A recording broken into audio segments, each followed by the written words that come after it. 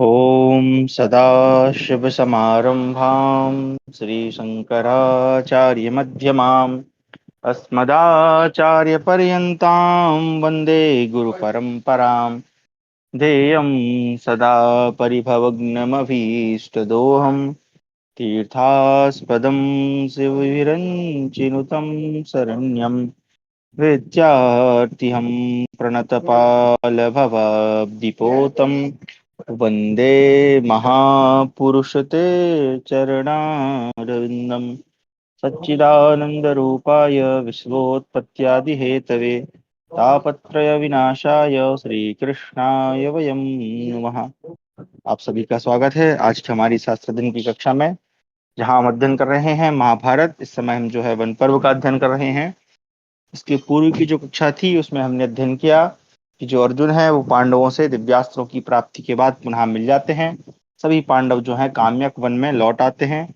वहां पर उनकी भेंट भगवान श्री कृष्ण से होती है और उस जब वो भेंट कर रहे होते हैं उसी समय मार्कंडेय मुनि का आगमन होता है।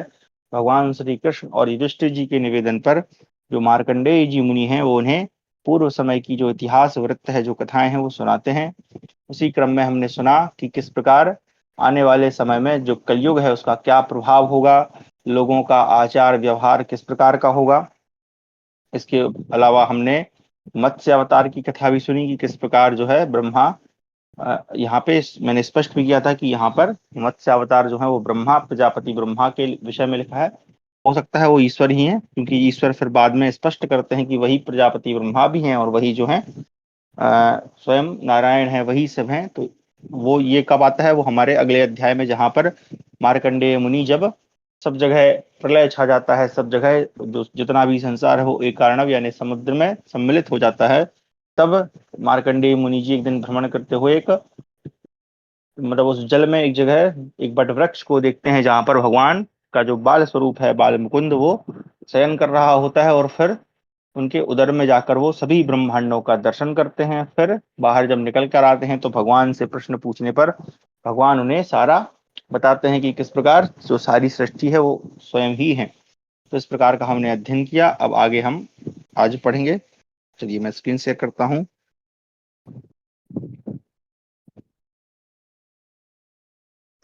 तो हमारा है नवत्यधिक यानी कि 190वां अध्याय। एक बार मैं चेक कर लूं जी, 190वां अध्याय युगांत कालिक, कलयुग के समय के वर्ताव तथा कलि की अवतार का वर्णन।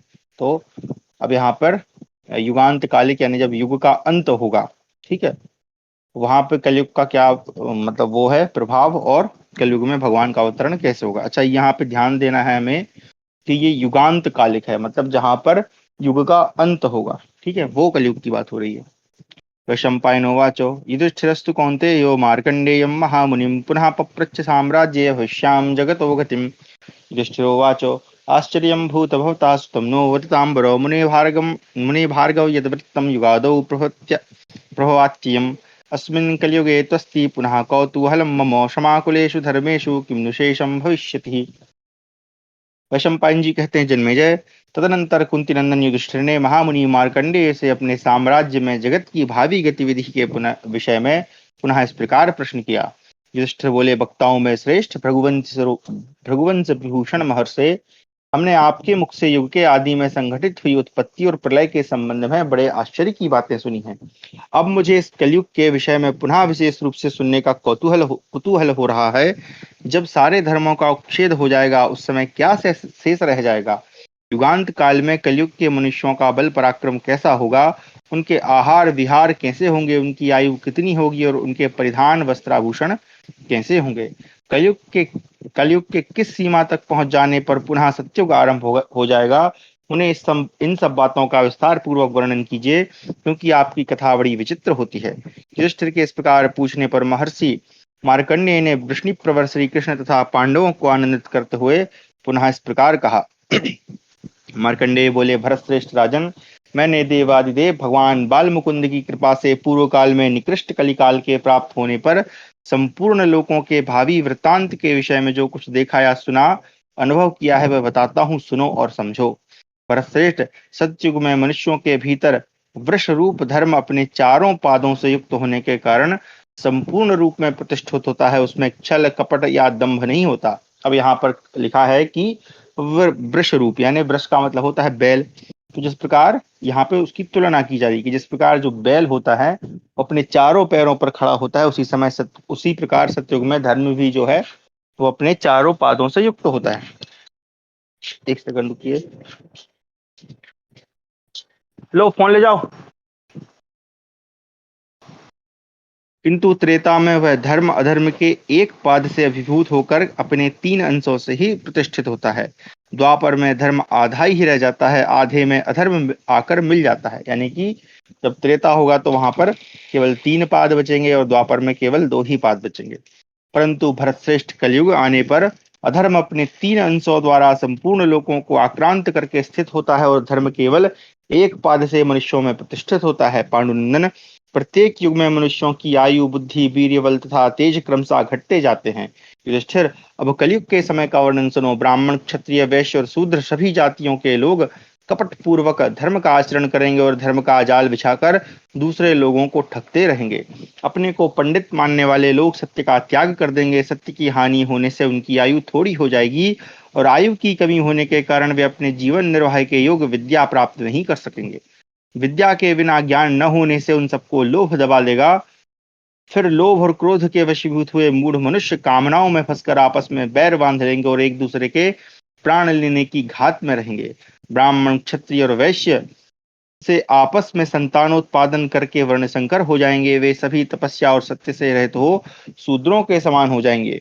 अंत्यज यानी चांडाल आदि क्षत्रिय वैश्य आदि के कर्म करेंगे और क्षत्रिय वैश्य आदि चांडालों के कर्म अपना लेंगे, इसमें संशय नहीं है। युगांत काल आने पर लोगों की ऐसी ही दशा होगी। वस्त्रों में सन के बने हुए वस्त्र अच्छे समझे जाएंगे। धानों में कोदों का आदर होगा। उस युग क्षय के समय पुरुष केवल स्त्रियों से ही मित्रता करने वाले होंगे। कितने ही लोग मछली के मांस से जीविका चलाएंगे। गायों के नष्ट हो जाने के कारण मनुष्य भेड़ और बकरी का भी दूध दोहकर पिएंगे। जो लोग सदा व्रत धारण करने वाले रहेंगे वे भी युगांत काल में लोभी हो जाएंगे। लोग एक दूसरे को लूटेंगे और मारेंगे। युगांत काल के मनुष्य जप रहित, नास्तिक और चोरी करने वाले होंगे। नदियों के किनारे भूमि को कुदालों से खोदकर वहां अनाज बोएंगे। उन अनाजों में भी युगांत काल के प्रभाव से बहुत कम फल लगेंगे। हाँ, ये भी मतलब इनमें से कुछ कुछ लक्षण तो घटते हैं कि नदियों की भूमि को भी जो है वो लोग अपना बना लेते हैं, वहां कब्जा करके फल उगाते हैं। जो सदा परान्न का त्याग करके व्रत पालन करने वाले लोग हैं, वे भी उस समय लोभवश देव यज्ञ तथा श्राद्ध में एक दूसरे के यहाँ भोजन करेंगे। कलयुग के अंतिम भाग में पिता पुत्र की और पुत्र पिता की सैया आदि का उपभोग करने लगेंगे। उस समय त्याज्य यानी अभक्ष पदार्थ भी भोजन के योग्य समझे जाएंगे। ब्राह्मण लोग व्रत और नियमों का पालन तो करेंगे नहीं, उल्टे वेदों की निंदा करने लग जाएंगे। कोरे तर्कवाद से मोहित होकर वे यज्ञ और होम छोड़ बैठेंगे। वे केवल तर्कवाद से मोहित होकर नीच से नीच कर्म करने के लिए प्रयत्नशील रहेंगे। मनुष्य नीची भूमि में अर्थात गायों के जल पीने और चरने की जगह में खेती करेंगे। दूध देने वाली गायों को भी बोझ ढोने के काम में लगा देंगे और साल भर के बछड़ों को भी हल में जोतेंगे। तो ये भी अक्सर देखा जाता है। हम सब लोग जो है शिकायत करते रहते हैं कि भैया जो गायें हैं वो रोड पर बैठी हैं, लेकिन हम ये नहीं देखते कि जहां पर गायों की चरने की जगह थी, जहां पर वो पानी पीती थी या जहां पर वो बैठती थी, उस जगह पे तो हम लोगों ने कब्जा कर लिया है। तो अब बेचारी वो कहाँ जाए, वो रोड पे ही बैठी रहती हैं और कई बार जो है उनकी मृत्यु भी होती है।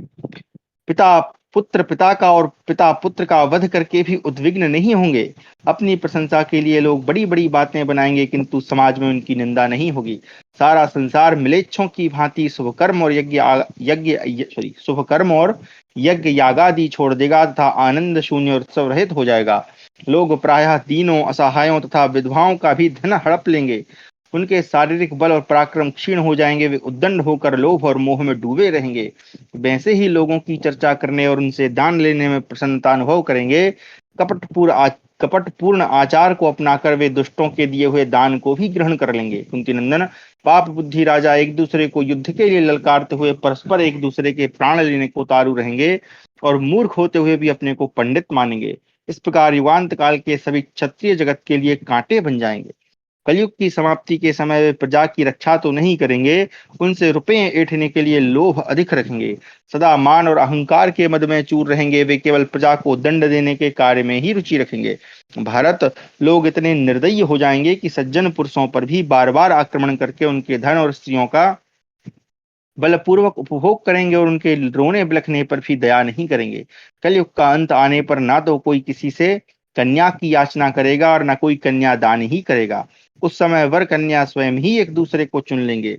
कलयुग की समाप्ति के समय संतोषी तथा मूढ़चित्त राजा भी सब तरह के उपायों से दूसरों के धन का अपहरण करेंगे। उस समय सारा जगत म्लेच्छ हो जाएगा, इसमें संशय नहीं। एक हाथ दूसरे हाथ को लूटेगा, यानी कि सगा भाई भी भाई के धन को हड़प लेगा। अपने को पंडित मानने वाले मनुष्य संसार में सत्य को मिटा देंगे। बूढ़ों की बुद्धि बालकों जैसी होगी और बालकों की बूढ़ों जैसी।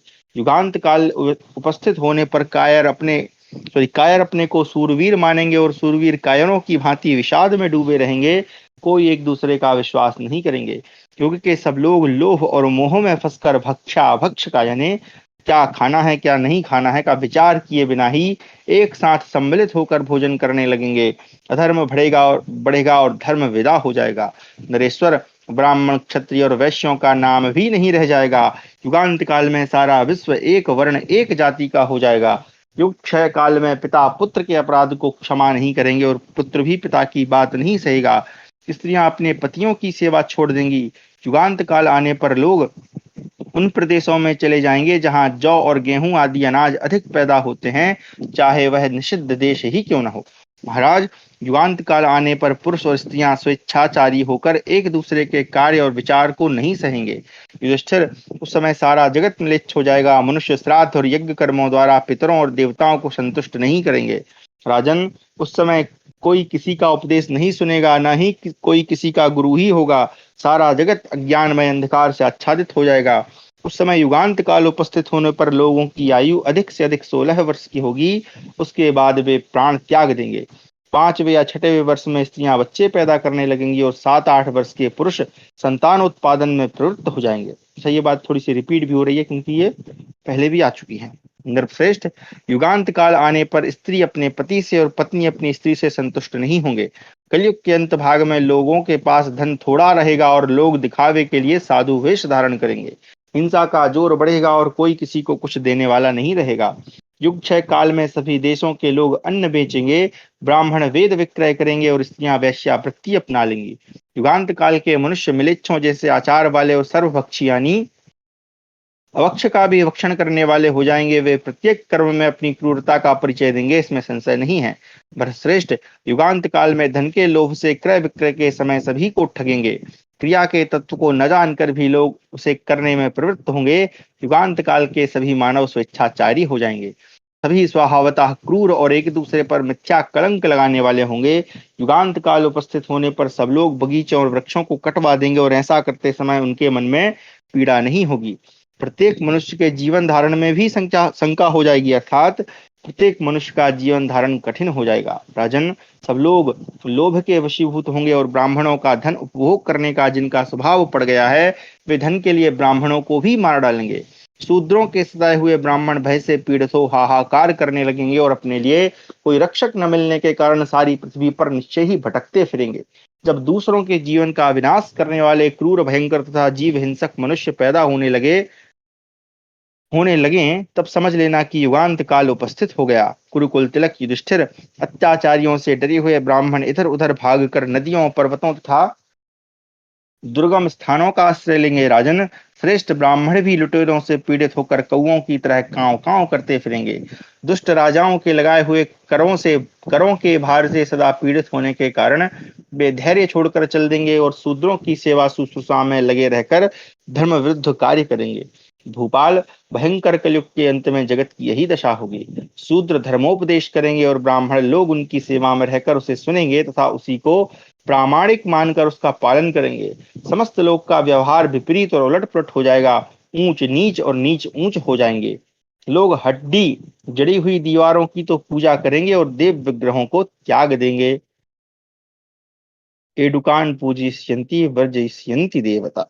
ठीक है, युगांत काल में शूद्र द्विजातियों की सेवा नहीं करेंगे। वह समय आने पर महर्षियों के आश्रमों में, ब्राह्मणों के घरों में, देव स्थानों में, चैत्य वृक्षों के आसपास और नागालयों में जो भूमि होगी उस पर हड्डी जड़ी हुई दीवारों का चिन्ह तो उपलब्ध होगा, परंतु देव मंदिर उस भूमि की शोभा नहीं बढ़ाएंगे। यह सब युगांत का लक्षण समझना चाहिए, जब सब मानव सदा भयंकर स्वभाव वाले, धर्महीन, मांसखोर और शराबी हो जाएंगे, उस समय युग का संहार होगा। जब फूल में जब सॉरी महाराज जब फूल फल में फल लगने लगेगा, उस समय युग का संहार होगा। युगांत काल में मेघ असमय में ही वर्षा करेंगे। मनुष्यों की सारी क्रियाएं क्रम से विपरीत होंगी। शूद्र ब्राह्मणों के साथ विरोध करेंगे। सारी पृथ्वी थोड़े ही समय में म्लेच्छों से भर जाएगी। ब्राह्मण लोग करों के भार से भयभीत हो दशों दिशाओं की शरण लेंगे। सारे जनपद एक जैसे आचार और वेशभूषा बना लेंगे। लोग वेगार लेने वालों और कर लेने वालों से पीड़ित हो एकांत आश्रमों में चले जाएंगे और फलमूल खाकर जीवन निर्वाह करेंगे। इस तरह उथल पुथल मच जाने पर संसार में कोई मर्यादा नहीं रहेगी। शिष्य गुरु के उपदेश पर नहीं चलेंगे, वे उल्टे उनका अहित करेंगे। अपने कुल का आचार्य भी यदि निर्धन हो तो उसे निरंतर सौ की डांट फटकार सुननी पड़ेगी। मित्र संबंधी या भाई बंधु धन के लालच से ही अपने पास रहेंगे। युगांत काल आने पर समस्त प्राणियों का अभाव हो जाएगा। सारी दिशाएं प्रज्वलित हो उठेंगी और नक्षत्रों की प्रभा विलुप्त हो जाएगी। ग्रह उल्टी गति से चलने लगेंगे। हवा इतनी जोर से चलेगी कि लोग व्याकुल हो उठेंगे। महान भय की सूचना देने वाले उल्कापात बार बार होते रहेंगे। एक सूर्य तो है ही, 6 और उदय होंगे और सातों एक साथ तपेंगे। सब और बिजली की भयानक गड़गड़ाहट होगी। सब दिशाओं में आग लगेगी। उदय और अस्त के समय सूर्य राहु से ग्रस्त दिखाई देगा। भगवान इंद्र समय पर वर्षा नहीं करेंगे। युगांत काल उपस्थित होने पर बोई हुई खेती उगेगी ही नहीं। स्त्रियां कठोर स्वभाव वाली और सदा कटुवादिनी होंगी। उन्हें रोना ही अधिक पसंद होगा। वे पति की आज्ञा में नहीं रहेंगी। युगांत काल में पुत्र माता पिता की हत्या करेंगे। नारियां अपने बेटों से मिलकर पति की हत्या करा देंगी। महाराज अमावस्या के बिना ही राहु सूर्य पर ग्रहण लगाएगा। युगांत काल आने पर सबोर आग भी जल उठेगी। उस समय पथिकों को मांगने पर कहीं अन्न जल या ठहरने के लिए स्थान नहीं मिलेगा। वे सब ओर से कोरा जवाब पाकर निराश हो सड़कों पर ही सो रहेंगे। युगांत काल उपस्थित होने पर बिजली की कड़क के समान कड़वी बोली बोलने वाले कौवे, हाथी, शकुन, पशु और पक्षी आदि कठोर वाणी बोलेंगे। उस समय के मनुष्य अपने मित्रों, संबंधियों, सेवकों तथा कुटुंबी जनों को भी अकारण त्याग देंगे। प्रायः लोग स्वदेश छोड़कर दूसरे देशों, दिशाओं, नगरों और गांवों का आश्रय लेंगे और हा तात, हा पुत्र इत्यादि रूप से अत्यंत दुखद वाणी में एक दूसरे को पुकारते हुए इस पृथ्वी पर विचरेंगे। युगांत काल में संसार की यही दशा होगी। उस समय एक साथ ही समस्त लोगों का भयंकर संहार होगा। तदनंतर कालांतर में सत्युग का आरंभ होगा और फिर क्रमशः ब्राह्मण आदि वर्ण प्रकट होकर अपने प्रभाव का विस्तार करेंगे। उस समय लोक के अभ्युदय के लिए पुनः अनायास दैव अनुकूल होगा। जब सूर्य, चंद्रमा और बृहस्पति एक साथ पुष्य नक्षत्र एवं तदनुरूप एक राशि कर्क में पदार्पण करेंगे, तब सतयुग का प्रारंभ होगा। ये बहुत अच्छा एक ज्योतिष का रेफरेंस है। उस समय मेघ समय पर वर्षा करेगा। नक्षत्र शुभ एवं तेजस्वी हो जाएंगे। ग्रह प्रदक्षिणा भाव से अनुकूल गति का आश्रय ले अपने पथ पर अग्रसर होंगे। उस समय सबका मंगल होगा। देश में सुकाल आएगा। आरोग्य का विस्तार होगा था रोग व्याधि का भी नाम नहीं रहेगा। राजन, युगांत के समय काल की प्रेरणा से संभल नामक गांव में किसी ब्राह्मण के मंगलमय ग्रह में एक महान शक्तिशाली बालक प्रकट होगा, जिसका नाम होगा विष्णु यशा। एक मिनट, इसमें नाम हाँ, विष्णु यशा ही लिखा है। विष्णु यशा कल्कि। वह महान बुद्धि एवं पराक्रम से संपन्न महात्मा, सदाचारी तथा प्रजा वर्ग का हितैषी होगा। वह बालक ही भगवान कल की अवतार कहलाएगा। मन के द्वारा चिंतन करते ही उसके पास इच्छानुसार वाहन, अस्त्र शस्त्र, योद्धा और कवच उपस्थित हो जाएंगे। वह धर्म विजयी चक्रवर्ती राजा होगा। वह उदार बुद्धि, तेजस्वी ब्राह्मण, दुख से व्याप्त हुए इस जगत को आनंद प्रदान करेगा। कलयुग का अंत करने के लिए ही उसका प्रादुर्भाव होगा। वही संपूर्ण कलयुग का संहार करके नूतन सतयुग का प्रवर्तक होगा। वह ब्राह्मणों से घिरा हुआ सर्वत्र विचरेगा और भूमंडल में सर्वत्र फैले हुए नीच स्वभाव वाले संपूर्ण म्लेच्छों का संहार कर डालेगा। इस प्रकार हमारा 190वां अध्याय समाप्त हुआ। 191वां अध्याय भगवान कल्कि के द्वारा सतयुग की स्थापना और मार्कंडेय जी का युधिष्ठिर के लिए धर्मोपदेश। मार्कण्डेय उवाच ततश्चोरक्षं कृत्वा द्विजेभ्यः पृथिवीमिमां वाजिमेधे महायज्ञे विधिवत् कल्पयिष्यति स्थापित्वा च मर्यादाः स्वयंभुव विहिता शुभा वनं पुण्यशः कर्मा रमणीयं प्रवेक्षति तत्शीलम् अनुवर्त्स्यन्ति मनुष्या लोकवासिना विप्रश्चोरक्षे चैव कृतं कृतिक्षेम भविष्यति। मार्कंडेय जी कहते युधिष्ठिर, उस समय चोर डाकुओं एवं मिलेच्छों का विनाश करके भगवान कल की अश्वमेध नामक महायज्ञ का अनुष्ठान करेंगे और उसमें यह सारी पृथ्वी विधि पूर्वक ब्राह्मणों को दे डालेंगे। उनका यश तथा कर्म सभी परम पावन होंगे। वे ब्रह्मा की चलाई हुई मंगलमयी मर्यादाओं की स्थापना करके तपस्या के लिए रमणीय वन में प्रवेश करेंगे। फिर इस जगत के निवासी मनुष्य उनके शील स्वभाव का अनुकरण करेंगे। इस प्रकार सतयुग में ब्राह्मणों द्वारा दस्यु दल का विनाश हो जाने पर संसार का मंगल होगा। अच्छा, यहाँ दस्यु जो है उसका अर्थ होता है, यहाँ पे यहाँ पे तो संस्कृत में जो श्लोक है उसमें लिखा है चौर रक्षे, है ना। और दस्यु दल का मतलब, दस्यु बोलते हैं डाकू जो लुटेरे होते हैं, वो जो श्रेष्ठ कल की सदा दस्यु वध में तत्पर रहकर समस्त भूतल पर विचरते रहेंगे और अपने द्वारा जीते हुए देशों में काले मृगचर्म शक्ति त्रिशूल तथा अन्य अस्त्र शस्त्रों की स्थापना करते हुए श्रेष्ठ ब्राह्मणों द्वारा अपनी स्तुति सुनेंगे और स्वयं भी उन ब्राह्मण शिरोमणियों को यथोचित सम्मान देंगे। उस समय चोर और लुटेरे दर्द भरी वाणी में हाय मैया, हाय बप्पा, हाय बेटा इत्यादि कहकर जोर जोर से चीत्कार करेंगे और उन सबका कल भगवान कल की विनाश कर डालेंगे। भारत, दस्युओं के नष्ट हो जाने पर अधर्म का भी नाश हो जाएगा और धर्म की वृद्धि होने लगेगी। इस प्रकार सत्युग आ जाने पर सब मनुष्य धर्म परायण होंगे। किसी का माइक खुला है, कृपया बंद कर दीजिए। उस युग में नए नए बगीचे लगाए जाएंगे, चैत्य वृक्षों की स्थापना होगी, पोखरों और धर्मशालाओं का निर्माण होगा, भांति भांति की पोखरियां तैयार होंगी, कितने ही देव मंदिर बनेंगे और नाना प्रकार के यज्ञ कर्मों का अनुष्ठान होगा। ब्राह्मण साधु स्वभाव के होंगे, मुनि लोग तपस्या में तत्पर रहेंगे, पाखंडियों से रहित होंगे और सारी प्रजा सत्य परायण होगी। खेतों में बोए जाने वाले सब प्रकार के बीज अच्छी तरह उगेंगे। राजेंद्र, सभी ऋतुओं में सभी प्रकार के अनाज पैदा होंगे। सब लोग दान व्रत और नियमों में लगे रहेंगे। ब्राह्मण प्रसन्नता पूर्वक जप यज्ञ में तत्पर रहेंगे और धर्म में ही उनकी रुचि होगी। क्षत्रिय नरेश धर्म पूर्वक इस पृथ्वी का पालन करेंगे। सत्युग के वैश्य सदा न्याय पूर्वक व्यापार करने वाले होंगे। ब्राह्मण यजन, याजन, अध्ययन, अध्यापन, दान और प्रतिग्रह इन 6 कर्मों में तत्पर रहेंगे। अब यहाँ पे देखिए, ये जो श्लोक हैं ये बहुत अच्छे हैं। इसमें जो कर्म है वो बता रहे हैं कि ब्राह्मण के जो प्रमुख 6 कर्म क्या है, यही है। ठीक है, कि यजन, याजन यज्ञ करना और यज्ञ करवाना, अध्ययन, अध्यापन, अध्ययन करना, अध्यापन करवाना, दान करना और दान दान लेना, ये सब 6 कर्म जो है वो ब्राह्मण के। क्षत्रिय बल पराक्रम में अनुराग रखेंगे तथा शूद्र ब्राह्मण आदि तीनों वर्णों की सेवा में लगे रहेंगे। धर्म का यह स्वरूप सत्युग में अक्षुण रहेगा। त्रेता, द्वापर तथा कलयुग में धर्म की जैसी स्थिति रहेगी उसका वर्णन तुमसे किया जा चुका है। पांडुनंदन, तुम्हें संपूर्ण लोक की युग संख्या का भी ज्ञान हो चुका है। राजन, ऋषियों द्वारा प्रशंसित तथा वायुदेव द्वारा वर्णित पुराण की बातों का स्मरण करके मैंने तुमसे यह भूत भविष्य का सारा वृत्तांत बताया है। इस प्रकार चिरजीवी होने के कारण मैंने संसार के मार्गों का अनेक बार दर्शन और अनुभव किया है, जिनका तुम्हारे समक्ष वर्णन कर दिया। धर्म मर्यादा से कभी च्युत न होने वाले युधिष्ठिर, तो अपने भाइयों सहित मेरी एक बात और सुनो। धर्म विषयक संदेह का निवारण करने के लिए मेरे वचन को ध्यान देकर सुनो। धर्मात्माओं में श्रेष्ठ महाराज, तुमने अपने आप को सदा धर्म में ही लगाए रखना चाहिए, क्योंकि धर्मात्मा मनुष्य इस लोक और परलोक में भी बड़े सुख से रहता है। इस पाप नरेश, मेरी इस कल्याणमयी वाणी को समझो जिसे मैं अभी तुम्हें सुना रहा हूँ। युधिष्ठिर, तुम्हें कभी किसी ब्राह्मण का तिरस्कार नहीं करना चाहिए, क्योंकि यदि ब्राह्मण कुपित हो जाए और किसी बात की प्रतिज्ञा कर ले तो वह प्रतिज्ञा के अनुसार संपूर्ण लोगों का विनाश कर सकता है।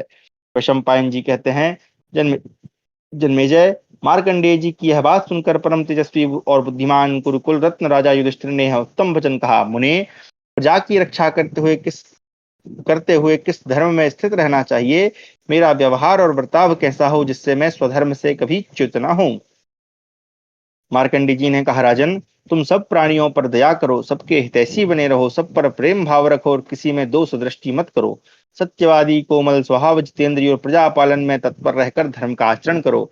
अधर्म को दूर से ही त्याग दो, देवता और पितरों की आराधना करते रहो। यदि प्रमादवश तुम्हारे द्वारा किसी के प्रति कोई अनुचित व्यवहार हो गया हो तो उससे अच्छी तरह से दान से संतुष्ट करके वश में करो। मैं सबका स्वामी हूँ, ऐसे अहंकार को कभी पास न आने दो। तुम अपने को सदा पराधीन समझते रहो।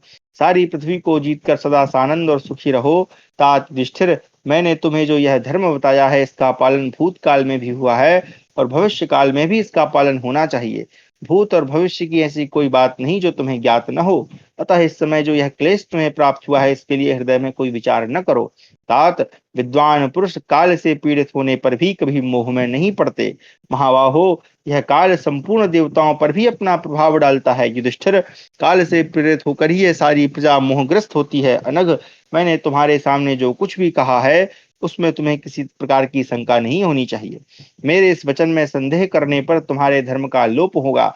भरत कुलभूषण, तुम कौरवों के प्रख्यात कुल में उत्पन्न हुए हो, अतः मन, वाणी और क्रिया द्वारा इन सब बातों का पालन करो। युधिष्ठिर ने कहा, जो श्रेष्ठ, आपने मुझे जो उपदेश किया है वह मेरे कानों को मधुर एवं मन को प्रिय लगा। विभो, मैं आपकी आज्ञा का यत्न पूर्वक पालन करूंगा। ब्राह्मण श्रेष्ठ, मेरे मन में लोभ, भय और ईर्ष्या नहीं है। प्रभु, आपने मेरे लिए जो कहा है इसका अवश्य पालन करूंगा। वैशंपायन जी कहते हैं, राजन, उन परम बुद्धिमान मार्कंडेय जी का वचन सुनकर भगवान श्री कृष्ण सहित पांचों पांडव बड़े प्रसन्न हुए। साथ ही जो श्रेष्ठ ब्राह्मण वहां पधारे थे उन सबको भी बड़ी प्रसन्नता हुई। बुद्धिमान मार्कंडेय जी के मुख से वह मंगलमयी कथा सुनकर पुराणोक्त बातों का ज्ञान हो जाने से वे सभी लोग बड़े विस्मित और प्रसन्न हुए। इस प्रकार हमारा 191वां अध्याय समाप्त हुआ। 192वां अध्याय, इक्ष्वाकुवंशी परीक्षित का मंडूक राज की कन्या से विवाह, सल और दल के चरित्र तथा वामदेव मुनि की महत्ता। वैशंपायनोवाच, भूय एव ब्राह्मण महाभाग्यम वत्कुम, सॉरी ये कैसा श्लोक है, चलो उसको अलग तरीके से पढ़ते हैं। भूय एव ब्राह्मण महाभाग्यम वत्कुमर्षि वत् वत्कुमर्हसि, सॉरी क्षमा करें, वत्कुम अर्हसि सीत्यब्रवीत पांडवेयो मार्कंडेयम्। अथाचष्टमार्कंडेयो पूर्वमिदं सूयतां ब्राह्मणानां चरितम्। अयोध्यायाम् इक्ष्वाकुकुलोद्वः पार्थिवा परीक्षिन्निमाम मृग्याम अगमत। तो ये थोड़ा सा गद्यांश टाइप में कुछ लिखा है। वैशंपायन जी कहते, जन्मेजय, तदनंतर पांडुनंदन युधिष्ठिर ने मुनिवर मार्कंडेय से कहा, ब्राह्मण, पुनः ब्राह्मणों की महिमा का वर्णन कीजिए। तब मार्कंडेय जी ने कहा, राजन, ब्राह्मणों के सद्भुत चरित्र का श्रवण करो। अयोध्यापुरी में इक्ष्वाकु कुल के धुरंधर वीर राजा परीक्षित रहते थे। वे एक दिन शिकार खेलने के लिए गए। उन्होंने एकमात्र अश्व की सहायता से एक हिंसक पशु का पीछा किया। वह पशु उन्हें बहुत दूर ले गया। मार्ग में उन्हें बड़ी थकावट हुई और वे भूख प्यास से व्याकुल हो गए। उसी समय उन्हें एक और नीले रंग का एक दूसरा वन दिखाई दिया जो और भी घना था। तत्पश्चात राजा ने उसके भीतर प्रवेश किया। उस वनस्थली के मध्य भाग में एक अत्यंत रमणीय सरोवर था। उसे देखकर राजा घोड़े सहित सरोवर के जल में घुस गए। जल पीकर जब वे कुछ आश्वस्त हुए तब घोड़े के आगे कुछ कमल की नालें डालकर स्वयं उस सरोवर के तट पर लेट गए। लेटे लेटे ही उनके कानों में कहीं से मधुर गीत की ध्वनि सुनाई पड़ी। उसे सुनकर राजा सोचने लगे कि यहाँ मनुष्यों की गति तो नहीं दिखाई देती, फिर यह किसके गीत का शब्द सुनाई देता है। इतने में ही उनकी दृष्टि एक कन्या पर पड़ी जो अपने परम सुंदर रूप के कारण देखने के ही योग्य थी। वह वन के फूल चुनती हुई गीत गा रही थी। धीरे धीरे भ्रमण करती हुई वह राजा के समीप आ गई। तब राजा ने उससे पूछा, कल्याणी, तुम कौन हो और किसकी हो? उसने उत्तर दिया, मैं कन्या हूँ, अभी मेरा विवाह नहीं हुआ। तब राजा ने उससे कहा, भद्रे, मैं तुम्हें चाहता हूँ। कन्या बोली, तुम मुझे एक शर्त के साथ पा सकते हो, अन्यथा नहीं। राजा ने उससे शर्त पूछी। कन्या ने कहा, मुझे कभी जल का दर्शन न कराना। तब राजा ने उससे बहुत अच्छा कहकर उससे गांधर्व विवाह किया। विवाह के पश्चात राजा परीक्षित अत्यंत आनंद पूर्वक उसके साथ क्रीड़ा विहार करने लगे और एकांत में मिलकर उसके साथ चुपचाप बैठे रहे। राजा अभी वहीं बैठे ही थे, इतने में ही उनकी सेना पहुंची। वह सेना अपने बैठे हुए राजा को चारों ओर से घेर कर खड़ी हो गई। अच्छी तरह सुस्ता लेने के पश्चात राजा एक साफ सुथरी चिकनी पालकी में उसी के साथ बैठकर अपने नगर को चल दी और वहां पहुंचकर उस नवविवाहिता सुंदरी के साथ एकांतवास करने लगे। वहां निकट होते हुए भी कोई उसका दर्शन नहीं कर पाता था। तब एक दिन प्रधानमंत्री ने राजा के पास रहने वाली स्त्रियों से पूछा, यह यहाँ तुम्हारा क्या काम है? उनके ऐसा पूछने पर उन स्त्रियों ने कहा,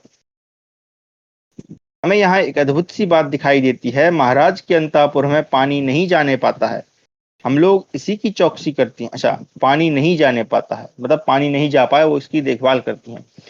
उनकी यह बात सुनकर प्रधानमंत्री ने एक बाग लगवाया जिसमें प्रत्यक्ष रूप से कोई जलाशय नहीं था। उसमें बड़े सुंदर और ऊंचे ऊंचे वृक्ष लगवाए थे। वहां फल फूल और कंदमूल की भी बहुतायत थी। उस उपवन के मध्य भाग में एक किनारे की ओर सुधा के समान स्वच्छ जल से भरी हुई एक बावली भी बनवाई थी, जो मोतियों के जाल से निर्मित थी। उस बावली को लताओं द्वारा बाहर से ढक दिया गया। उस उद्यान के तैयार हो जाने पर मंत्री ने इसी दिन राजा से मिलकर कहा, महाराज, यह वन बहुत सुंदर है, आप इसमें भली भांति विहार करें। मंत्री के कहने से राजा ने उसी नवविवाहिता रानी के साथ उस वन में प्रवेश किया। एक दिन महाराज परीक्षित उस रमणीय उद्यान में अपनी प्रियतमा के साथ विहार कर रहे थे। विहार करते करते जब वे थक गए और भूख प्यास से पीड़ित हो गए, तब उन्हें वासंती लता द्वारा निर्मित एक मनोहर मंडप दिखाई दिया। उस मंडप में प्रिया सहित प्रवेश करके राजा ने सुधा के समान स्वच्छ जल से परिपूर्ण वह बावली देखी। उसे देखकर वे रानी के साथ उसी के तट पर खड़े हुए। उस समय राजा ने उस रानी से कहा, देवी, सावधानी के साथ इस बावली के जल में उतरो। राजा की यह बात सुनकर उसने बावली में घुसकर गोता लगाया और फिर बाहर नहीं निकली। राजा ने उस पापी में रानी की बहुत खोज की, परंतु वह कहीं नहीं दिखाई दी। तब उन्होंने बावली का सारा जल निकलवा दिया। इसके बाद एक बिल के मुंह पर कोई मेंढक दिख पड़ा। इससे राजा को बड़ा क्रोध हुआ। उन्होंने आज्ञा दे दी कि सर्वत्र मेंढकों का वध किया जाए। जो मुझसे मिलना चाहे वह मरे हुए मेंढक का ही उपहार मेरे पास आवे। अरे बाप रे, मतलब मेरे पास लेकर आवे। इस आज्ञा के अनुसार चारों ओर मेंढकों का भयंकर संहार हो गया। इससे सब दिशाओं के मेंढकों के मन में भय समा गया। वे डरकर मंडूक राज के पास गए और उनसे सब वृत्तांत ठीक ठीक कहा। तब मंडूक राज तपस्वी का आवेश धारण करके राजा के पास गया और निकट पहुंचकर उससे इस प्रकार बोला, राजन, आप क्रोध के वशीभूत न हो, हम पर कृपा करें, निरपराध मेंढकों का वध न करावें। इस विषय में ये दो श्लोक भी प्रसिद्ध हैं। कौन से श्लोक हैं? कहा कि अच्युत, आप मेंढकों को मारने की इच्छा न करें, अपने क्रोध को रोकें, क्योंकि अविवेक से काम लेने वाले मनुष्यों के धन की वृद्धि नष्ट हो जाती है। प्रतिज्ञा करें कि इन मेंढकों को पाकर आप क्रोध नहीं करेंगे। यह अधर्म करने से आपको क्या लाभ है? मंडूकों की हत्या से आपको क्या मिलेगा? राजा का हृदय अपनी प्यारी रानी के विनाश के शोक से दग्ध हो रहा था। उन्होंने उपयुक्त बातें कहने वाले मंडूक राज से कहा, मैं क्षमा नहीं कर सकता, इन मेंढकों को अवश्य मारूंगा। इन दुरात्माओं ने मेरी प्रियतमा को खा लिया है, अतः ये मेंढक मेरे लिए सर्वथा वध्य ही हैं। विद्वान, आप मुझे उनके वध से न रोकें। राजा की वह बात सुनकर मंडूक राज का मन और इंद्रियां व्यथित हो उठी। वह बोला, महाराज प्रसन्न होइए, मेरा नाम आयु है, मैं मेंढकों का राजा हूँ। जिसे आप अपनी प्रियतमा कहते हैं वह मेरी ही पुत्री है, उसका नाम शोभना है। वह आपको छोड़कर चली गई है, उसकी दुष्टता है। उसने पहले भी बहुत से राजाओं को धोखा दिया है। तब राजा ने मंडूक राज से कहा, मैं तुम्हारी उसी पुत्री को चाहता हूँ, उसे मुझे समर्पित कर दो। चलो भैया। तब पिता मंडूक राज ने अपनी पुत्री शोभना महाराज परीक्षित को समर्पित कर दी और उससे कहा, बेटी, सदा राजा की सेवा करती रहना। ऐसा कहकर मंडूक राज ने जब अपनी पुत्री के अपराध को याद किया, तब उसे क्रोध हो आया और उसे साप देते हुए कहा, अरे, तूने बहुत से राजाओं को धोखा दिया है, इसलिए तेरी संतानें ब्राह्मण विरोधी होंगी, क्योंकि तू बड़ी झूठी है। शोभना के रति कला संबंधी गुणों ने राजा के मन को बांध लिया था। वे उसे पाकर ऐसे प्रसन्न हुए मानो उन्हें तीनों लोकों का राज्य मिल गया हो। उन्होंने आनंद के आंसू बहाते हुए मंडूक राज को प्रणाम किया और उसका यथोचित सत्कार करते हुए हर्ष गदगद वाणी में कहा, मंडूक राज, तुमने मुझ पर बड़ी कृपा की है। तत्पश्चात कन्या से विदा लेकर मंडूक राज जैसे आया था वैसे ही अपने स्थान को चला गया। कुछ काल के पश्चात शोभना के गर्भ से राजा परीक्षित के 3 पुत्र हुए, सल, दल और बल। इसमें सल सबसे बड़ा था। समय आने पर पिता ने सल का राज्याभिषेक करके स्वयं तपस्या में मन लगाए तपोवन को प्रस्थान किया। तदनंतर एक दिन महाराज सल शिकार खेलने के लिए वन को गए। वहां उन्होंने एक हिंसक पशु को सामने पाकर रथ के द्वारा ही उसका पीछा किया और सारथी से कहा, शीघ्र मुझे मृग के निकट पहुंचाओ। ऐसा कहने पर सारथी बोला, महाराज आप इस पशु को पकड़ने का आग्रह न करें, यह आपकी पकड़ में नहीं आ सकता। यदि आपके रथ में दोनों बाम्य घोड़े जुते हों, सॉरी, आपके रथ में दोनों बाम्य घोड़े जुते होते तब आप इसे पकड़ लेते। यह सुनकर राजा ने सूत से पूछा, सारथे बताओ बाम्य घोड़े कौन हैं, अन्यथा मैं तुम्हें अभी मार डालूंगा। राजा के ऐसा कहने पर सारथी भय से कांप उठा। उसने घोड़ों का परिचय देने पर उसे वामदेव ऋषि के साप का भी डर था। अच्छा क्षमा, उल्टा पढ़ रहा हूं मैं। उधर घोड़ों का परिचय देने पर उसे वामदेव ऋषि के साप का भी डर था, अतः उसने राजा से कुछ भी नहीं कहा। तब राजा ने पुनः तलवार उठाकर कहा, अरे शीघ्र बता, नहीं तो तुझे अभी मार डालूंगा। तब उसने राजा के भय से त्रस्त होकर कहा, महाराज वामदेव मुनि के पास दो घोड़े हैं जिन्हें वाम्य कहते हैं, वे मन के समान वेगशाली हैं। सारथी कैसा कहने पर राजा ने उसे आज्ञा दी, चलो वामदेव के आश्रम पर। वामदेव के आश्रम पर पहुंचकर राजा ने उन महर्षि से कहा, भगवन मेरे बाणों से घायल हुआ हिंसक पशु भागा जा रहा है, आप अपने वाम्य अश्व मुझे देने की कृपा करें। तब महर्षि ने कहा, मैं तुम्हें वाम्य अश्व दिए देता हूं, परंतु जब तुम्हारा कार्य सिद्ध हो जाए तब तुम शीघ्र ही दोनों अश्व मुझे लौटा देना। राजा ने दोनों अश्व पाकर ऋषि की आज्ञा ले वहां से प्रस्थान किया। बामी घोड़ों से जिते हुए रथ के द्वारा हिंसक पशु का पीछा करते हुए वे सारथी से बोले, सूत ये दोनों अश्वरत्न ब्राह्मणों के पास रहने योग्य नहीं, अतः इन्हें वामदेव के पास लौटाने की आवश्यकता नहीं है। ऐसा कहकर राजा हिंसक पशु को साथ ले अपनी राजधानी को चल दिए। वहां पहुंचकर उन्होंने उन दोनों अश्वों को अंतःपुर में बांध दिया। उधर वामदेव मुनि मन ही मन इस प्रकार चिंता करने लगे, अहो वह तरुण राजकुमार मेरे अच्छे घोड़ों को लेकर मौज कर रहा है, उन्हें लौटाने का नाम ही नहीं लेता, यह तो बड़े कष्ट की बात है। मन ही मन सोचकर विचार करते हुए जब 1 मास पूरा हो गया तब वे अपने शिष्य से बोले, आत्रेय जाकर राजा से कहो कि यदि काम पूरा हो गया हो तो गुरुजी के दोनों बाम्य अश्व लौटा दीजिए। शिष्य ने जाकर राजा से यही बात दोहराई। तब राजा ने उसे उत्तर देते हुए कहा, यह सवारी राजाओं के योग्य है, ब्राह्मणों को ऐसे रत्न रखने का अधिकार नहीं। भला ब्राह्मण घोड़े को लेकर क्या करना है, आप सकुशल पधारिए। शिष्य ने लौटकर ये सारी बातें उपाध्याय से कही। वह प्रिय वचन सुनकर वामदेव मन ही मन क्रोध से जल उठे और स्वयं ही राजा के पास जाकर उन्हें घोड़े लौटा देने के लिए कहा, परंतु राजा ने वे घोड़े नहीं दिए। तब तब वामदेव ने कहा, राजन मेरे वाम्य अश्वों को अब मुझे लौटा दो, निश्चय ही उन घोड़ों द्वारा तुम्हारा असाध्य कार्य पूरा हो गया है। इस समय तुम ब्राह्मण और क्षत्रिय के बीच में विद्यमान हो, कहीं ऐसा न हो तुम्हारी असत्यवादिता के कारण राजा वरुण तुम्हें अपने भयंकर पासों से बांध लें।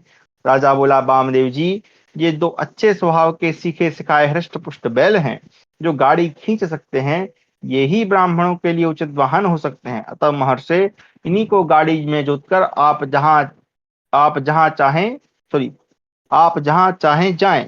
आप जैसे महात्मा का भार तो वेद मंत्र ही वहन करते हैं। वामदेव ने कहा, राजन इसमें संदेह नहीं कि हम जैसे लोगों के लिए वेद के मंत्र ही वाहन का काम देते हैं, परंतु वे परलोक में भी उपलब्ध होते हैं। वे परलोक में ही उपलब्ध होते हैं। इस लोक में तो हम जैसे लोगों के लिए तथा दूसरों के लिए भी ये अश्व ही वाहन होते हैं।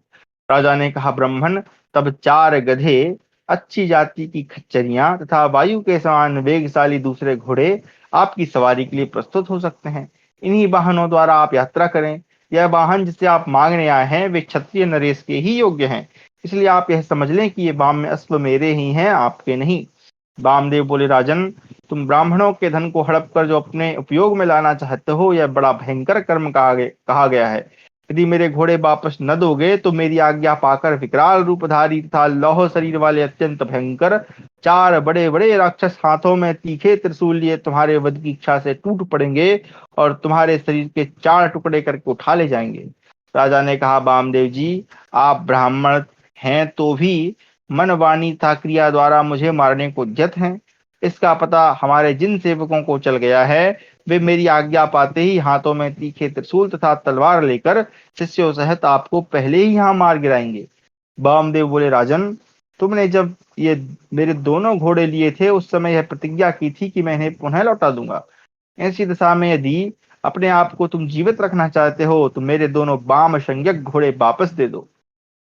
राजा बोले, राजा ब्राह्मण ये घोड़े शिकार के उपयोग में आने योग्य हैं और ब्राह्मणों के लिए शिकार खेलने की विधि नहीं है। यद्यपि आप मिथ्यावादी हैं तो भी मैं आपको दंड नहीं दूंगा और आज से आपके सारे आदेशों का पालन करूंगा, जिससे मुझे पुण्यलोक की प्राप्ति हो, परंतु ये घोड़े आपको नहीं मिल सकते। वामदेव ने कहा, राजन, मन, वाणी अथवा क्रिया द्वारा कोई भी अनुशासन या दंड ब्राह्मणों पर लागू नहीं हो सकता। जो इस प्रकार जानकर कष्ट सहन पूर्वक ब्राह्मण की सेवा करता है, वह उस ब्राह्मण सेवा रूप कर्म से ही श्रेष्ठ होता है और जीवित रहता है। मार्कंडेय जी कहते हैं, राजन, वामदेव की यह बात पूर्ण होते ही विकराल रूपधारी 4 राक्षस वहां प्रकट हो गए। उनके हाथ में त्रिशूल से जब वे राजा पर चोट करने लगे, तब राजा ने उच्च स्वर से यह बात कही, यदि एक इक्ष्वाकु वंश के लोग मेरे आज्ञा पालक प्रजा वर्ग के मनुष्य भी मेरा त्याग कर दें, तो भी मैं वामदेव के इन वाम संज्ञक घोड़ों को कदापि नहीं दूंगा, क्योंकि इनके जैसे लोग धर्मात्मा नहीं होते। ऐसा कहते ही राजा सल उन राक्षसों से मारे जाकर तुरंत धराशायी हो गए। इक्ष्वाकुवंशी क्षत्रियों को जब यह मालूम हुआ कि राजा मार गिराए गए, तब उन्होंने उनके छोटे भाई दल का राज्याभिषेक कर दिया। तब पुनः उस राज्य में जाकर विप्रवर वामदेव ने राजा दल से यह बात कही, महाराज, ब्राह्मणों की वस्तु उन्हें दे दी जाए। यह बात सभी धर्मों में देखी गई है। नरेंद्र, यदि तुम अधर्म से डरते हो तो मुझे अपनी अभी शीघ्रता पूर्वक मेरे वाम्य अश्वों को लौटा दो। वामदेव की यह बात सुनकर राजा ने रोष पूर्वक अपने सारथी से कहा, सूत, एक अद्भुत बाण ले आओ जो विश्व में बुझाकर रखा गया हो, जिससे घायल होकर यह वामदेव धरती पर लौट जाए। इसे कुत्ते नोच नोच कर खाएं और यह पृथ्वी पर पड़ा पड़ा पीड़ा से छटपटाता रहे। वामदेव ने कहा, नरेंद्र, मैं जानता हूं तुम्हारी रानी के गर्भ से सियनजित नामक एक पुत्र पैदा हुआ है, जो तुम्हें बहुत प्रिय है, जिसकी अवस्था 10 वर्ष की हो गई है। तुम मेरी आज्ञा से प्रेरित होकर इन भयंकर बाणों द्वारा अपने उसी पुत्र का शीघ्र वध करोगे। मार्कंडेय जी कहते हैं, राजन, वामदेव के ऐसा कहते ही उस प्रचंड तेजस्वी बाण ने धनुष से छूटकर रनवास के भीतर जा राजकुमार का ही वध कर डाला। यह समाचार सुनकर दल ने वहां पुनः इस प्रकार कहा। राजा ने कहा, इक्ष्वाकुवंशी क्षत्रियो, मैं अभी तुम्हारा प्रिय करता हूं, आज इस ब्राह्मण को रौंदकर मार डालूंगा। एक दूसरा तेजस्वी बाण ले आओ और आज मेरा पराक्रम देखो। वामदेव जी ने कहा, नरेश्वर, तुम विष के बुझाए हुए इस विकराल बाण को मुझे मारने के लिए धनुष पर चढ़ा रहे हो, परंतु मैं कहे देता हूं, इस बाण को ना तो तुम धनुष पर रख सकोगे, ना ही छोड़ सकोगे। राजा बोले, इक्ष्वाकुवंशी क्षत्रियो, देखो, मैं फंस गया। अब यह बाण नहीं छोड़ सकूंगा, इसलिए वामदेव को नष्ट करने का उत्साह जाता रहा। अतः यह महर्षि दीर्घायु होकर जीवित रहे। वामदेव जी ने कहा, राजन, तुम इस बाण से अपनी रानी का स्पर्श कर लेने पर ब्रह्महत्या के पाप से छूट जाओगे। तब राजा ने ऐसा ही किया। तदनंतर राजपुत्री ने मुनि से कहा। राजपुत्री बोली, वामदेव जी, मैं इन कठोर स्वभाव वाले अपने स्वामी को प्रतिदिन सावधान रहकर मीठे वचन बोलने की सलाह देती रहती हूँ और स्वयं ब्राह्मणों की सेवा का अवसर ढूंढती हूँ। ब्राह्मण, इन सत्कर्मों के कारण मुझे पुण्यलोक की प्राप्ति हो। वामदेव जी ने कहा, शुभ दृष्टि वाली अनिंद राजकुमारी, तुमने इस राजकुल को ब्राह्मण के कोप से बचा लिया, इसके लिए कोई अनुपम वर मांगो, मैं तुम्हें अवश्य दूंगा। तुम इन स्वजनों के हृदय और विशाल इक्ष्वाकु राज्य पर शासन करो। राजकुमारी बोली, भगवान, मैं यही चाहती हूँ कि मेरे ये पति आज सब पापों से छुटकारा पा जाएं। आप यह आशीर्वाद दें कि ये पुत्र बंधु बांधवों सहित सुख से रहें। विप्रवर, मैंने आपसे यही वर मांगा है। मार्कंडेय जी कहते हैं, कुरुकुल के प्रमुख वीर युधिष्ठिर, राजपुत्री की यह बात सुनकर वामदेव मुनि ने कहा, ऐसा ही होगा। तब राजा दल बड़े प्रसन्न हुए और उन्होंने महर्षि को प्रणाम करके उनके दोनों वाम में अश्व लौटा दिए। इस प्रकार हमारा 192वां अध्याय समाप्त हुआ। बड़ा अद्भुत ही अध्याय था भाई ये। 193 अध्याय, इंद्र और बक मुनि का संवाद। वैशंपायनवाच। ये थोड़ा सा कहीं पे श्लोक है, कहीं पर गद्यांश टाइप में लिखा है। मार्कंडेयम ऋषयो ब्राह्मण युधिष्ठिरस्य पर्यपृच्छन् ऋषिः केन दीर्घायुरासीद् वको मार्कंडेयस्तु तान् त्रिकार्या विचारण। अच्छा, ये तो श्लोक ही है। महातपा दीर्घायुश्च वको राजन्ना त्रिकार्या विचारण।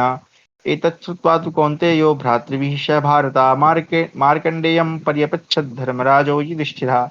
वैशंपायन जी कहते हैं, जन्मेजय, एक दिन ऋषियों, ब्राह्मणों तथा युधिष्ठिर ने मार्कंडेय मुनि से पूछा, ब्राह्मण, महर्षि वक कैसे दीर्घायु हुए थे? तब मार्कंडेय जी ने उन सबसे कहा, राजन, वक महान तपस्वी होने के कारण दीर्घायु हुए थे। इस विषय में कोई अन्यथा विचार नहीं करना चाहिए। भरत नंदन जन्मेजय, मार्कंडेय जी का यह कथन सुनकर भाइयों सहित कुंती कुमार धर्मराज युधिष्ठिर ने मार्कंडेय जी से पुनः पूछा, महाभाग मुनि श्रेष्ठ, दल्भ के पुत्र महातपस्वी वक ऋषि चिरजीवी तथा देवराज इंद्र के प्रिय मित्र सुने जाते हैं। भगवान वक और इंद्र का यह समागम यानी चिरजीवी पुरुषों के सुख और दुख की वार्ता से युक्त कहा गया है। मैं इसे सुनना चाहता हूँ, आप यथार्थ रूप से इसका वर्णन करें। मार्कंडेय जी बोले, राजन, जब रोंगटे खड़े कर देने वाला देवासुर संग्राम समाप्त हो गया, उस समय लोकपाल इंद्र तीनों लोकों के अधिपति बना दिए गए। इंद्र के शासन काल में मेघ ठीक समय पर अच्छी वर्षा करते और खेती की उपज अच्छी होती थी। सारी प्रजा रोग व्याधि से रहित धर्म में स्थित तथा धर्म को ही अपना परम आश्रय मानने वाली थी। सब लोग बड़ी प्रसन्नता के साथ अपने अपने धर्मों में स्थित रहते थे। अपनी उन सारी प्रजा को आनंदित देखकर बलासुर के शत्रु देवराज इंद्र बड़ी प्रसन्नता का अनुभव करते थे। एक दिन की बात है, इंद्र ऐरावत हाथी पर आरूढ़ हो चैन से दिन बिताती हुई अपनी प्रजा को देखने के लिए भ्रमण करने लगे। राजन, विचित्र आश्रमों, नाना प्रकार की कल्याणकारिणी नदियों, समृद्धशाली नगरों, गांवों, जनपदों, प्रजा पालन कुशल धर्मात्मा नरेशों, कुओं, कौशलों, बावलियों, तालाबों तथा ब्रह्मचर्य परायण श्रेष्ठ ब्राह्मणों द्वारा सेवित अनेकानेक सरोवरों का अवलोकन करते हुए तक्रतु इंद्र एक रमणीय भूभाग में उतरे। राजन, परम सुंदर पूर्व दिशा में समुद्र के निकट एक मनोहर एवं सुखद स्थान में, जो बहुत वृक्षों से घिरा हुआ था, एक रमणीय आश्रम दिखाई दिया, जहां बहुत से पशु और पक्षी निवास करते थे। देवराज इंद्र ने उस रमणीय आश्रम में जाकर वक मुनि का दर्शन किया। देवराज इंद्र को उपस्थित देख वक के हृदय में दृढ़ प्रेम उत्पन्न हुआ। उन्होंने पाद्य, आसन, अर्घ और फल मूलादि देकर देवराज का पूजन किया। सबको वर देने वाले बल निषूदन देवेश्वर इंद्र जब सुखपूर्वक आसन पर बैठ गए, तब वे मुनिवर वक से इस प्रकार बोले, पाप मुने, आपकी अवस्था 1,00,000 वर्ष की हो गई है। ब्रह्मन, आप अपने अनुभव के आधार पर बताइए कि चिरजीवी मनुष्यों का क्या दुख होता है। वक ने कहा, देवेश्वर, अप्रिय मनुष्यों के साथ रहना, प्रियजनों की मृत्यु हो जाने के सॉरी प्रियजनों की मृत्यु हो जाने से उनके वियोग का दुख सहते हुए जीवन व्यतीत करना पड़ता है, और दुष्ट मनुष्यों का संग प्राप्त होता है। चिरजीवी मनुष्यों के लिए यही महान दुख है। अपनी आंखों के सामने स्त्री और पुत्रों की मृत्यु होती है। भाई बंधु आदि जाति के लोगों भाई बंधु आदि जाति के लोगों और सुहृदों का सदा के लिए वियोग हो जाता है, तथा जीवन निर्वाह के लिए दूसरों के अधीन रहकर उनके तिरस्कार का कष्ट भोगना पड़ता है। इससे बढ़कर महान दुख और क्या हो सकता है। निर्धन मनुष्य को जो दूसरों से तिरस्कृत होना पड़ता है, इससे बढ़कर महान कष्ट की बात संसार में मुझे और कोई जान नहीं पड़ती। चिरजीवी मनुष्य अकुलीनों के कुल की उन्नति, कुलीनों के कुल का संहार तथा संयोग और वियोग देखते रहते हैं। देवस्तक तो आप भी तो प्रत्यक्ष ही देख रहे हैं कि किस प्रकार समृद्धशाली या कुलीन मनुष्यों के कुल में उलट फेर हो जाता है। देवता, दानव, गंधर्व, मनुष्य, नाग तथा राक्षस, ये सभी विपरीत अवस्था में पहुंचकर क्या से क्या हो जाते हैं। इससे बढ़कर महान दुख और क्या होगा। कुलीन मनुष्य भी नीच कुल के लोगों के वश में पड़कर क्लेश उठा रहे हैं, और धनी लोग दरिद्रों को सताते हैं। इससे बढ़कर दुख की बात और क्या हो सकती है। लोक में यह विपरीत अवस्था बहुत अधिक दिखाई देती है। ज्ञानहीन मूढ़ मनुष्य तो मौज करते हैं, और श्रेष्ठ ज्ञानी मनुष्य क्लेश भोग रहे हैं। यहाँ मानव योनि में दुख और क्लेश की अधिकता ही दृष्टिगोचर होती है। इंद्र ने पूछा, महाभाग, देवता तथा ऋषियों के समुदाय आपकी सेवा में उपस्थित रहते हैं। ब्रह्मन, आप मुझे से फिर यह बताइए कि चिरजीवी मनुष्यों को क्या सुख मिलता है। वक ने कहा, जो दिन के 8वें या 12वें भाग में अपने घर पर भोजन के लिए केवल साग पका लेता है, परंतु कुमित्रों की शरण में नहीं जाता, उस पुरुष को जो सुख प्राप्त है, उससे बढ़कर सुख और क्या हो सकता है। जहां दिन नहीं गिने जाते, जहां प्रतिदिन अन्न की प्राप्ति के लिए चिंता नहीं करनी पड़ती, वही सुखी है। उसे लोग अधिक खाने वाला अथवा पेटू नहीं कहते हैं। इंद्र, जो अपने पराक्रम से उपार्जन करके घर में केवल साग बनाकर खाता है, परंतु दूसरे किसी का सहारा नहीं लेता, उसे ही सुख है। दूसरे के सामने दीनता न दिखाकर अपने घर में फल और साग खाकर रहना अच्छा है, परंतु दूसरे के घर में सदा तिरस्कार सहकर मीठे पकवान खाना भी अच्छा नहीं है। अतः दूसरों के आश्रित रहकर जीवन निर्वाह करने के संबंध में साधु पुरुषों का सदा से ही विरोध रहा है। जो पराया अन्न खाना चाहता है, वह कुत्ते की भांति खून चाटता है।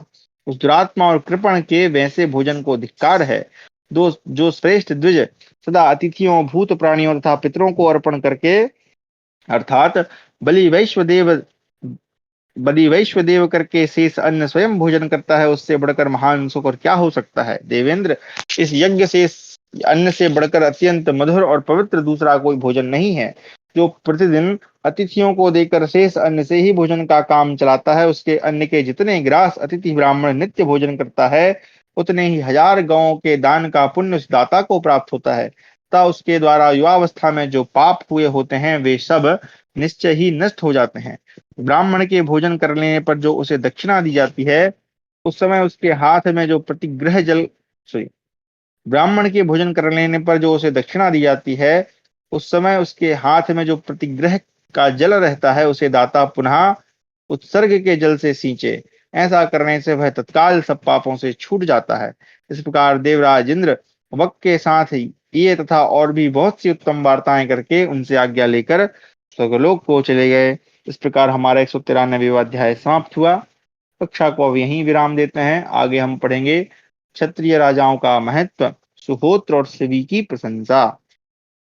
ये थोड़ा सा यहाँ पे गद्यांश टाइप में लिखा हुआ है, मार्कंडेय जी बता रहे हैं। तो आज की जो हमारी कक्षा थी, नाम तो मैं भूल गया हूँ, लेकिन अच्छी थी। तो नाम याद नहीं हुई, लेकिन फिर भी थोड़ी कथा याद है। तो मार्कंडेय